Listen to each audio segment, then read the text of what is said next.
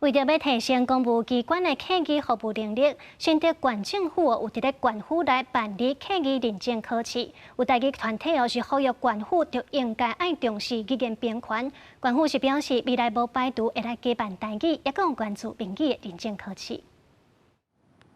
新竹县总人口数596000多人，其中客家族群就占67%，也是全台湾比例上悬的县市。较早拢是伫学校举办认证考试，拜六是全国头摆伫县府内的场所举办考试，总共吸引60名县府员工报名参加。我觉得非常方便，就是不用跑到其他可能就是其他学校或者是大学，我们就是来这个熟悉的地方考试。我觉得就是对我们自己内部员工，我觉得是一个非常好的诱因。县府指出，母语推动无分族群，除了客语认证以外，未来无排除申请台语、原住民语相关的认证考试，鼓励大家做伙来学母语。未来不排除针对闽语的部分啊，以及就是协助各项其他的这个母语的向下扎根的这个部分呢，我们也一起来推动跟努力。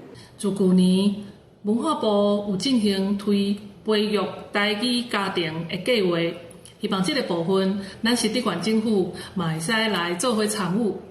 正讲的语言平权，是每一种语言拢会使适常、搁平等的，对每一个人的嘴内底讲出来，伫生活内底运用。